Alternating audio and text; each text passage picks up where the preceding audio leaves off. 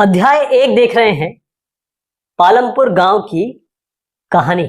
अब बात आती है कि पालमपुर में जो श्रम है, दूसरी चीज जो हम बात करते हैं इंपॉर्टेंट की, जब भी हम जमीन हमारे पास होती है और कृषि करते हैं तो यहाँ पर विनिर्माण हो रहा है, बहुत सारे काम हो रहे हैं, उसके लिए पड़ती है श्रम की आवश्यकता, यानी कि लेबर वर्क।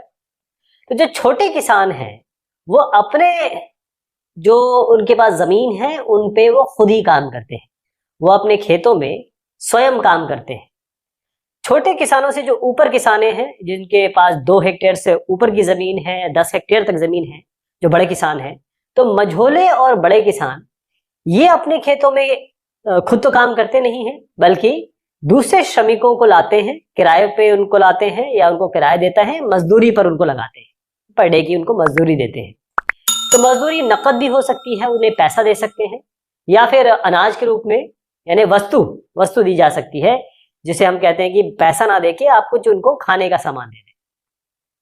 तो जो मजदूरी क्षेत्र है, जैसे आप यहाँ पर देख रहे हैं, फसल कार्य, बुआई और कटाई जिसमें आती है, इसके लिए अलग अलग होती है। यानी कि अगर बुआई हो रही है, कटाई हो रही है, इसके लिए मजदूरी क्षेत्र, जगह और साथ में जो मजदूरी है वो भी अलग अलग होती है। मजदूरी ये हो सकती है कि दैनिक दी जाए, यानी कि हर दिन मजदूरी दी जाए कि सुबह ये 8 बजे आए, शाम को ये 5 या 6 बजे जा रहे हैं, तो इनको उठा के कुछ पैसे दे दिए जाए जो उनकी मजदूरी तय हुई है। जैसे मान लीजिए एग्जाम्पल देता हूँ, 80 रुपए एग्जाम्पल है ये भी हो सकता है कि पूरे समय के लिए, जैसे कटाई अगर पूरी हो तो आप पूरे समय के लिए किसी को ला सकते हैं और काम दे सकते हैं, तो दैनिक मजदूरी हो सकती है। साथ में ऐसा भी हो सकता है कि पूरे साल के लिए, या फिर जिस समय कटाई या बुआई या जिस समय किसी फसल को उगा रहे हैं उस समय आप जो मजदूर लाए हैं या मजदूरों को हायर किया है उनको आप काम पे रख सकते हैं पूरे साल के लिए। इसमें डेली नहीं देना होता है, हफ्ते भर या महीने भर में दे दें। अब डाला, इनका नाम डाला है, पालमपुर में एक मजदूर है जो दैनिक मजदूर है, और उनका काम यह है कि वो हर दिन अपना काम ढूंढते हैं, लगातार काम ढूंढते रहना पड़ता है। अब सरकार, जो गवर्नमेंट है, उनके द्वारा खेतों में काम करने वाले जो श्रमिक हैं उनके लिए 115 रुपए, ये मैं बात कर रहा हूं अप्रैल 2011, अब ये चीज बढ़ चुकी है, 400 साढ़े 400 रुपए हो चुकी है ये। तो जिसे हम कहते हैं मिनिमम वेज, न्यूनतम वेतन, यानी कि अगर कोई भी बंदा काम कर रहा है, कोई भी श्रमिक काम कर रहा है, तो उसको 115 रुपए, जो मैं 2011 की बात कर रहा हूं, अब ये बढ़ चुकी है, तो अगर हम 2011 पर ही चले अभी, 115 रुपए से कम नहीं दिया जा सकता। लेकिन होता क्या है कि ये जो डाला है इनको मिलता है मात्र 80 रुपए। इसका कारण ये है कि केवल डाला नहीं है, डाला के जैसे बहुत सारे श्रमिक मजदूर हैं और हर आदमी काम ढूंढ रहा है, हर आदमी काम चाहता है। तो जब प्रतिस्पर्धा हो जाती है, बहुत सारे लोग हो जाते हैं, तो वो कम पैसे में काम करने को तैयार हो जाते हैं। क्यों? क्योंकि उन्हें तो रोटी कमानी है। अगर किसी ने कहा देखो भाई, अगर 115 तो नहीं मैं दूंगा आपको, मैं 80 रुपए दूंगा या फिर 70 रुपए दूंगा या फिर 90 रुपए दूंगा, तो कोई भी काम करने को तैयार हो जाएगा। तो कम पैसे में भी काम करने को तैयार हो जाएंगे लोग, क्योंकि लोग ज्यादा है। इसमें कुछ आपको चित्र दिखाना चाहूंगा। ये खेतों में कार्य हो रहा है, गेहूं के फसल की कटाई, आपका बीज बोना हो रहा है, साथ में कीटनाशकों का छिड़काव हो रहा है, और जो आधुनिक, ये परंपरागत है या आधुनिक, ये विधियों से यहाँ पर फसलों की जुताई हो रही है। इसके अलावा यहाँ पर जो कृषि क्षेत्र है और कृषकों का क्या वितरण है, ये कृषि क्षेत्र है, यहाँ पर ये जो लोग हैं जो कृषि करते हैं उनकी संख्या यहाँ पर बताई गई है। तो जो छोटे कृषक हैं वो 2 हेक्टेयर से कम की भूमि उनके पास इतनी है, और यहाँ पर मंझोले, ये जो है मंझोले और बड़े कृषक, यानी कि 2 हेक्टेयर से जिनकी ज्यादा जमीन है वो यहाँ दी हुई है। ये उसकी बात नहीं कर रहा हूँ मैं, पालमपुर की, ये agriculture statistics at a glance 2006 के department of agriculture and corporation की, ministry of agriculture, government of India की का रिपोर्ट से लिया गया ये चित्र है। तो कृषि, जो छोटे कृषक हैं उनके पास कृषि क्षेत्र 36% है, और यहाँ पर अगर हम बात करें कि जो कृषकों की संख्या है, वो अगर छोटे कृषक देखें तो उनकी करीबन 80% जनसंख्या है, और 60, यहाँ पर 64% ये वाला जो इलाका है मंझोले और बड़े कृषक है जिनके पास कृषि क्षेत्र है, लेकिन उनकी संख्या 20% ही है। तो यहाँ पर एक बातचीत में आपको बताना चाहूंगा, क्योंकि जो हमने अभी बात की इसमें यहाँ पर ये साहब बोलते हैं कि आजकल काम मिलना थोड़ा कठिन है, केवल बड़े किसान ही हमें रखते हैं और वो भी बहुत कम दिनों के लिए। तो महिला बोलती है घनश्याम एक बड़ा किसान है और अभी अभी एक उसने हार्वेस्टर खरीदा है, इसलिए इस वर्ष कटाई के मौसम में हमें और भी काम मिलेगा। पिछले वर्ष मैंने पूरे 5 मंथ मैंने काम किया था। तो साहब बोलते हैं कि हमारे पास जुताई के लिए ट्रैक्टर, कटाई के लिए हार्वेस्टर तथा गाही के लिए थ्रेशर है। यहाँ तक कि खरपतवार को साफ करने के लिए किसान खरपतवार नाशकों को छिड़कते हैं।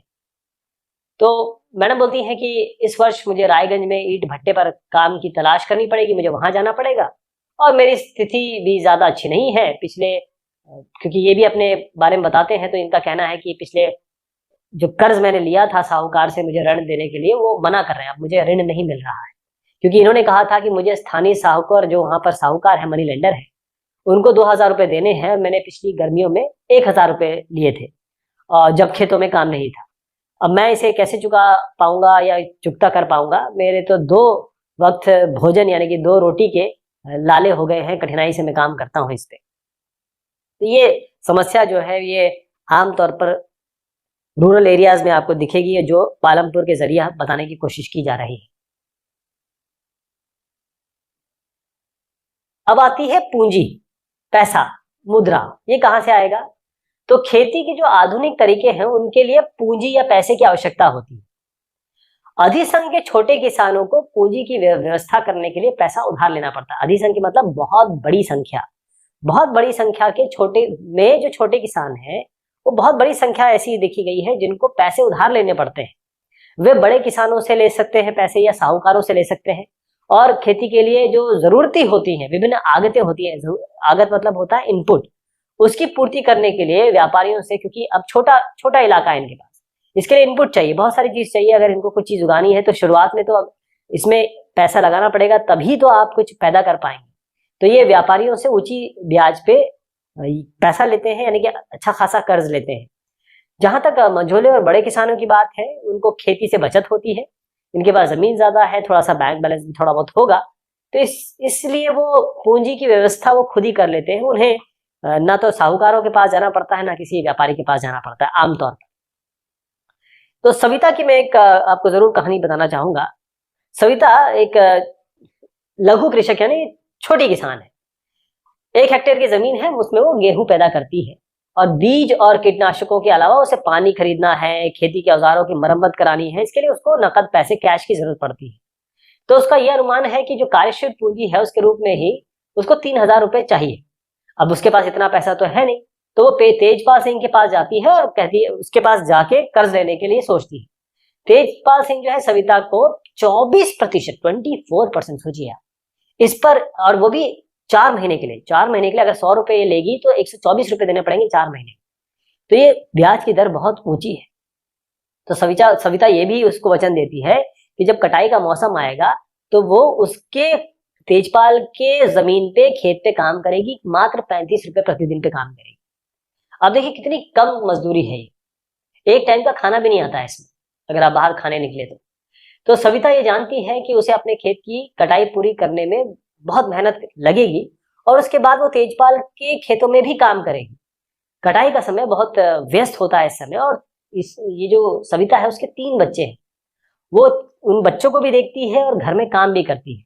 तो ये सब कठोरता देखिए आप, इस बेचारी की सिचुएशन कैसी है, इतनी कठोर शर्त उसको माननी पड़ रही है, क्योंकि उसे मालूम है कि उस जैसे छोटे किसान जो होते हैं उन्हें कर्ज मिलना कितना कठिन होता है। तो इससे आपको अंदाजा लग गया होगा कि एक छोटे किसान की क्या दिक्कतें हैं, क्या परेशानियां हैं। अधिशेष कृषि उत्पादों की बिक्री, यानी कि जब हम कृषि उत्पाद या पालमपुर की जब हम बात कर रहे हैं तो वहां पर जो भी चीजें पैदा होती है, तो मान लीजिए किसान है, उसने अपने जो जरूरत की चीज है वो तो रख ली, यानी कि अपने परिवार के लालन पालन के लिए जो भी उसने पैदा किया वो रख लिया, बाकी उसको जो भी बचता है उसे हम अधिशेष कहते हैं। अब अधिशेष कृषि उत्पादों की बिक्री में मान लीजिए कि किसानों ने अपनी भूमि में गेहूं पैदा किया। अब परिवार को जो उपभोग करना था, परिवार को जो के लिए जो जरूरत थी, वो उतना गेहूं रख लेते हैं और बाकी जो अधिशेष है, यानी कि जो बचता है, उस गेहूं को वो बेच देते हैं। तो छोटे किसानों के पास बहुत कम गेहूं बचता है क्योंकि परिवार की जरूरतें ही इतनी होती है। तो बहुत ज्यादा जो पोर्शन है जो गेहूं पैदा किया वो अपने परिवार के लिए रख लेते हैं ताकि उनका लालन पालन हो सके, उनके लिए रोटी बन सके। तो असली में जो बाजार में गेहूं कौन लाता है, बाजार में गेहूं की पूर्ति करता कौन है? छोटे किसान तो ज्यादा नहीं कर पाएंगे। मंझोले और बड़े किसान जो होते हैं वो बाजार में गेहूं लेके आते हैं और वो उसकी पूर्ति करते हैं। और फिर बाजार में व्यापारी होते हैं जो इन मंझोले और बड़े किसान से गेहूं खरीदते हैं और फिर आगे अलग अलग कस्बों में, शहरों में दुकानदारों को बेचते हैं।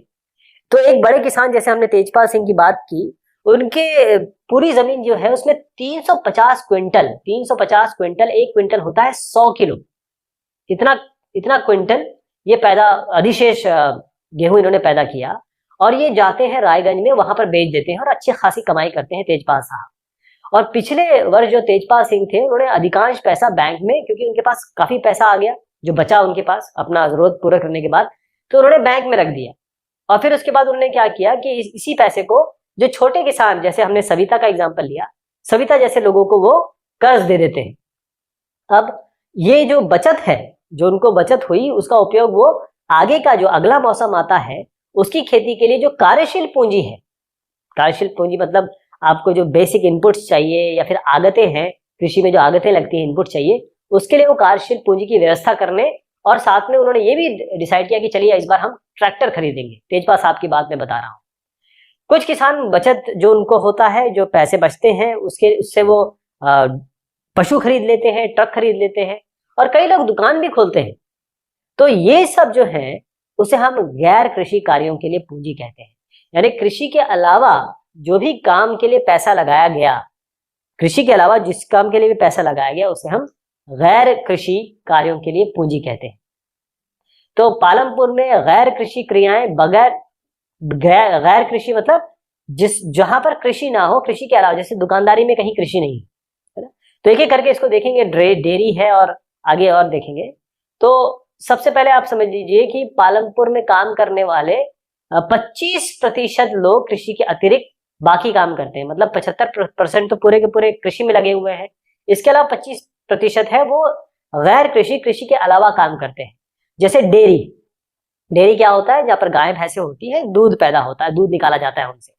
तो ये एक बहुत प्रचलित क्रिया है पालमपुर की। तो पालमपुर में कई परिवार हैं जो इस डेयरी चलाते हैं, या एक उनकी बड़ी एक प्रचलित क्रिया है, ये काम करते हैं। तो लोग अपने भैंसों को, गायों को ये घास और बरसात के मौसम में जो ज्वार और बाजरा उगता है, जिसे हम चरी कहते हैं, वो खिलाते हैं। और दूध जब निकल जाता है तो उसको आगे का जो गांव है, बड़ा गांव रायगंज में बेच देते हैं। और शाहपुर जो एक और कस्बा है आगे, उस शहर में 2 व्यापारियों ने रायगंज में दूध संग्रहण, यानी जो दूध आता है, क्योंकि दूध तो फट जाएगा अगर थोड़ी देर के लिए बाहर रखेंगे आप, तो उसको शीतलन, उसकी फ्रीजिंग यानी उसको स्टोर किया जाए, दूध को स्टोरेज की जाए, और शीतलन यानी उसको ठंड में रखा जाए, यानी कि कोल्ड स्टोरेज में रखा जाए। तो शाहपुर जो शहर है उसमें 2 व्यापारी ऐसे हैं, उन्होंने रायगंज में जो दूध संग्रहण और शीतलन खोला हुआ है, जहां से दूध, अब क्योंकि अब दूध जमा कर लिया और उसको ठंडे में भी रख दिया, तो इसको और आगे के शहरों और कस्बों में भेजा जाता है। इस तरीके से डेयरी पालमपुर में काम करती है। जो लघु स्तरीय विनिर्माण है वो भी यहाँ पर हो रहा है पालमपुर में। लघु मतलब होता है छोटा, लघु स्तरीय मतलब छोटे लेवल पे, विनिर्माण मतलब मैन्युफैक्चरिंग, छोटे लेवल पे जो चीजें बनती है जिसे हम लघु उद्योग कहते हैं या विनिर्माण कहते हैं। तो इस समय पालमपुर में 50 से कम लोग विनिर्माण के काम में लगे हैं, यानी कि यहाँ पर वो किसी चीज को मैन्युफैक्चर कर रहे हैं या उत्पाद बना रहे हैं। तो शहरों और कस्बों में जो बड़ी फैक्ट्रियां हैं उनमें होने वाले जो विनिर्माण होते हैं, जो बड़े बड़े आपने फैक्ट्रियां देखी हैं, पालमपुर में इस तरीके से नहीं होता। पालमपुर में विनिर्माण का बहुत सरल तरीका है, यानी कि जो मैन्युफैक्चरिंग वो करते हैं उसमें बहुत बेसिक तरीका है और बड़े छोटे पैमाने पे होते हैं, मतलब बहुत ज्यादा बड़े लेवल पे नहीं है। तो विनिर्माण कार्य पारिवारिक श्रम की सहायता से, यानी कि जो एक परिवार है उसी के लोग मिलकर घरों में या खेतों में करते हैं, इसके लिए किसी और को नहीं लाया जाता।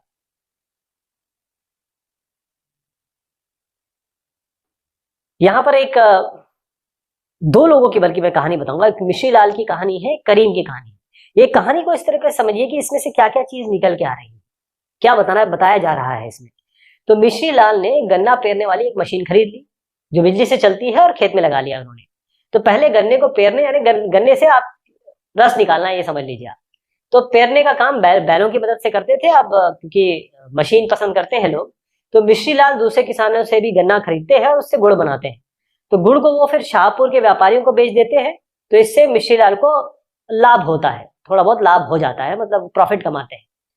करीम की कहानी क्या है? करीम ने गांव में कंप्यूटर केंद्र खोला है, कंप्यूटर रखा है और उसको चलाने का काम किया है, यानी कि लोग आए और उस कंप्यूटर का इस्तेमाल करें या फिर कंप्यूटर से वो और लोगों की सहायता करें।